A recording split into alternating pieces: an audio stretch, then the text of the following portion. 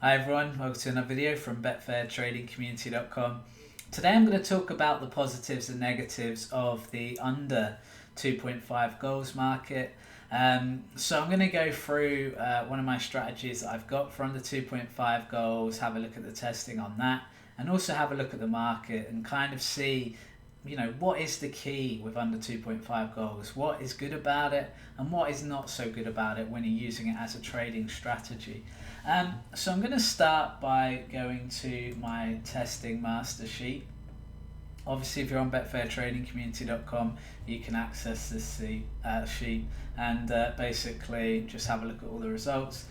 We like to test all the strategies that we share. So members will create some strategies that they want to share. We test them as well first to see if they are as good as the members say, and then if they're profitable, they pass the test. But this is actually one of my own under 2.5 goals here. So far, I think we've got 47 results. It's a £10 stake, £65 profit, so good profit there, good return. Actually need to fill in a result from the other night, so let's have a look at that one, which was Thailand on the 2nd of February. So let's go to flash score, just have a look at what that score was. So it's a flash score. I've noticed flash score have changed all their settings, which is it looks quite slick now actually, doesn't it? So we need Beck, Tero and Buriram. Sorry if I've pronounced those terribly. Let's scroll down to Thailand. Probably quicker doing this. I thought I'd do this live, so it's quite interesting, isn't it, seeing this stuff go live. And it was 2-2, so it didn't win on the unders. I had no idea whether it won or lost. But interesting really, isn't it? So the first goal was in the 71st minute. So as an under strategy, if you'd backed under 2.5, you could have taken a massive profit in the second half. Crazy. Wow, 3 goals in injury time. So it just shows as well. I like things like this. It just shows, doesn't it, the difference between trading and leaving something as an outright back.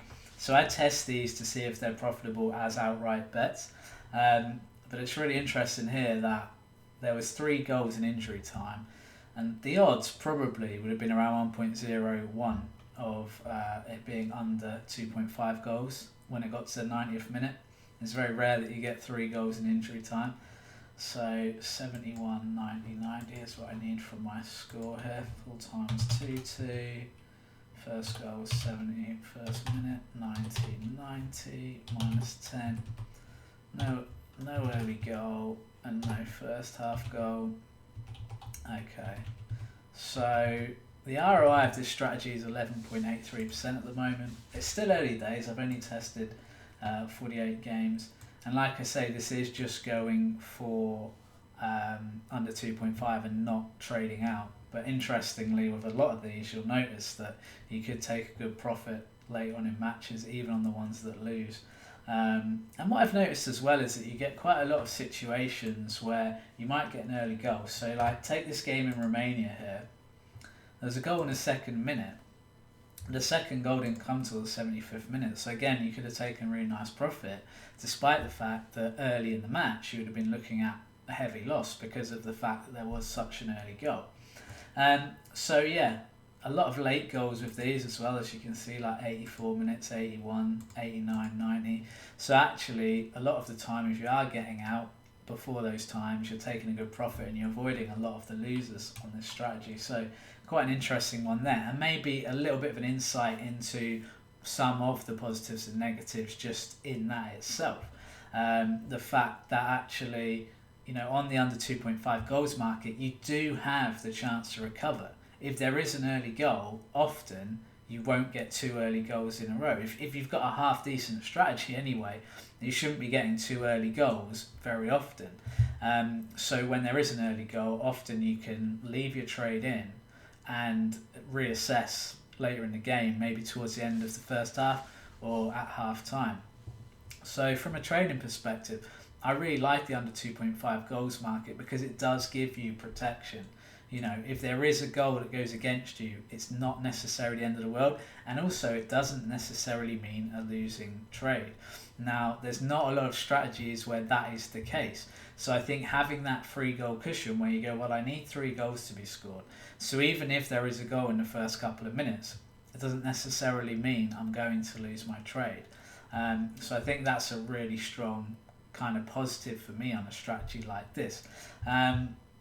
So in terms of negatives, I think it's good to cover both. In terms of negatives, I think this is one of those strategies where you might get an early goal and you might be tempted to take the loss, and you might then watch as the trade turns into a good one. And so it's kind of one of those negatives where you've got to make a decision. Am I in this even if there's an early goal? Because, so let's take this Doncaster match. This is a good example of kind of the reverse of what I was talking about, where there's an early goal, then there's another early goal. And at this point, you'd be looking at losing most of your stake if you stayed in for those 2 early goals. So that's kind of the risk you're taking by staying in. But then again, even looking at this one, the 3rd goal then comes in the 72nd minute. So even in this situation, you could have salvaged a lot of your stake by waiting and seeing. But of course, at that point, when there's already been 2 goals, if the 3rd goal goes in, you lose your whole stake. So it is one of those where you've got to have your strategy, you've got to have your idea of exactly what your strategy is. And that's why I'm testing. So on these, I'm testing the early goal percentages, the first half goal percentages. I'm really interested to see, right, what is it? Where's the patterns here?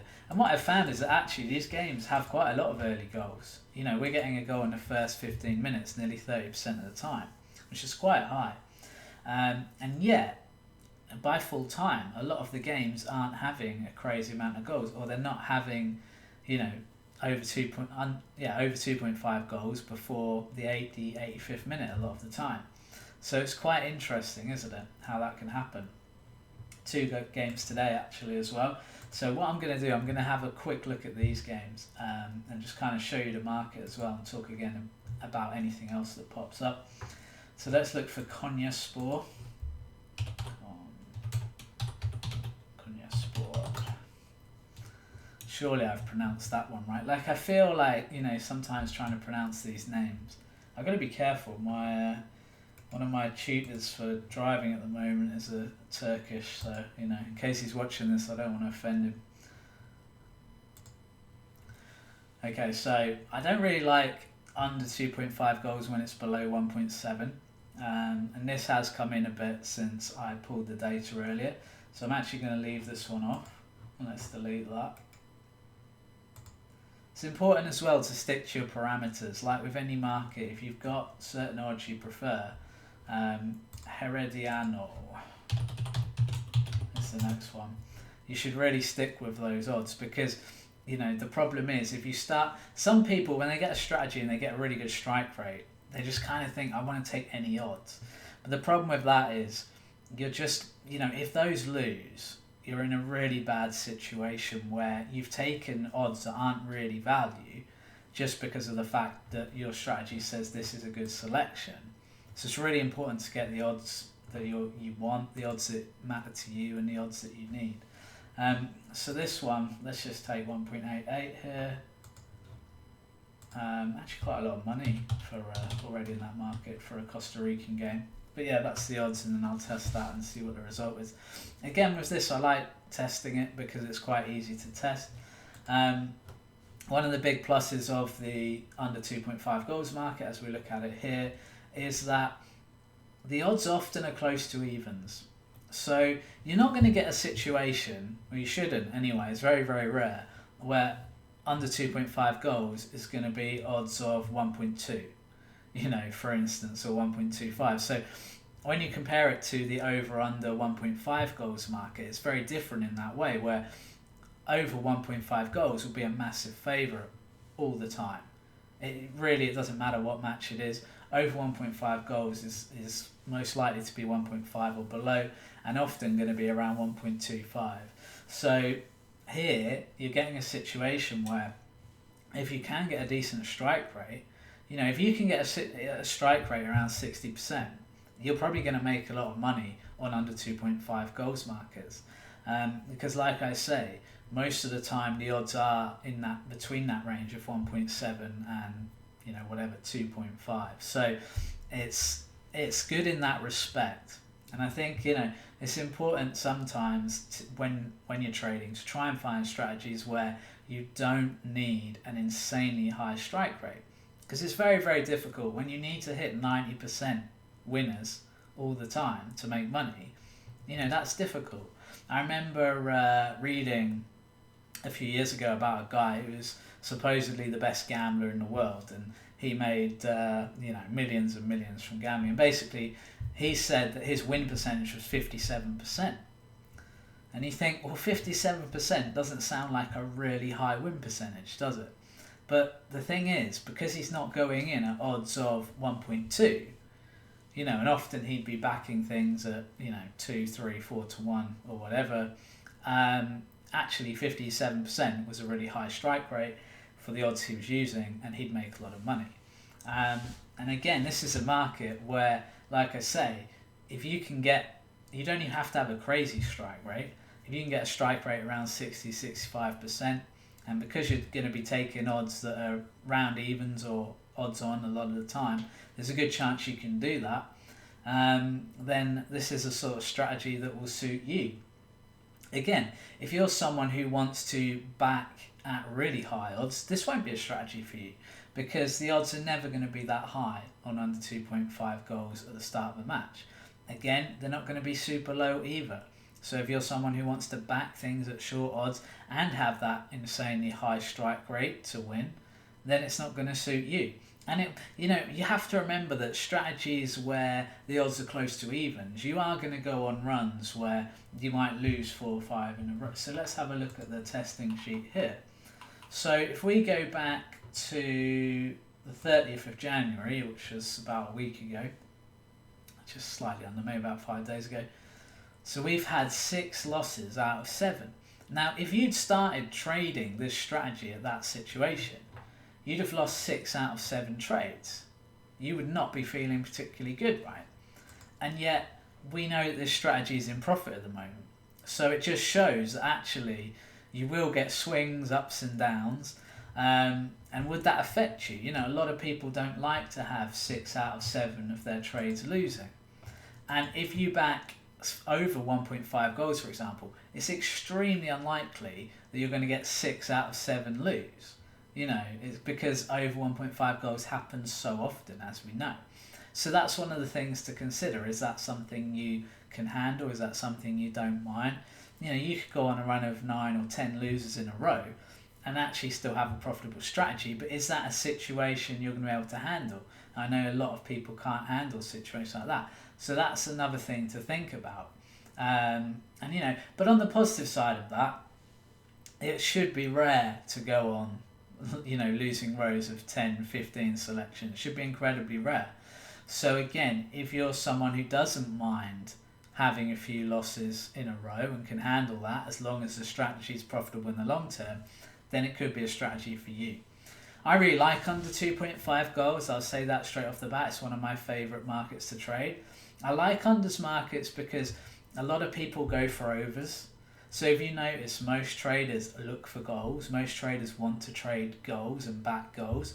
So I always feel like unders is never quite explored properly, and that's why I feel like creating strategies can be easier for me on unders, because of the fact that so many other people want to go for overs. Naturally, you're going to get occasions where there's value in the market and there shouldn't be, and you take advantage of that. That's what we do. That's what I do. That's how we make our money. Alright guys, thanks for watching this video. Hopefully that's given you a few pointers on under 2.5 goals. If that's a market you're interested in, or if you've got any other questions, just pop them in the comments below, and I do try and get back to everyone. But alternatively, if you're a member, just get on the forum and we'll chat on our private coaching section, and we'll do some coaching on that. Alright guys, have a great week, and I'll speak to you next week.